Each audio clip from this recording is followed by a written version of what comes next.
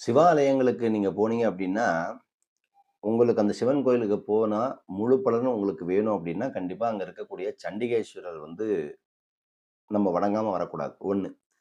2வது என்ன மிக முக்கியமான விஷயம் என்ன அப்டின்னு கேட்டீங்கன்னா, அங்க சண்டிகேஸ்வரர வந்து வழிபடும்போது கண்டிப்பா அந்த கை தட்டக்கூடாது. அது ரொம்ப மிக முக்கியமான சபத்தமான செயல். நம்மளுடைய கோரிக்கைகளை சண்டிகேஸ்வரர் தான் சிவன்கிட்ட சொல்லக்கூடிய நபரா இருக்காரு. அதனால வந்து எல்லா விதமான தோஷங்களும் நிவர்த்தி பண்ணக்கூடியவரும் சண்டிகேஸ்வரர் தான். அதனால அங்க போய் கை தட்டக்கூடாது. அதுக்கப்புறம் வந்து பார்த்தீங்கன்னா, கோயில்ல வந்து பார்த்தீங்கன்னா, ஆலய தீபங்களை போட்டுட்டு அதுக்கப்புறம் உள்ள மூலவர போய் தரிசனம் பண்ணுங்க. கோயில்ல சாமிய பார்த்துட்டு வந்து தீபம் போடக்கூடாது.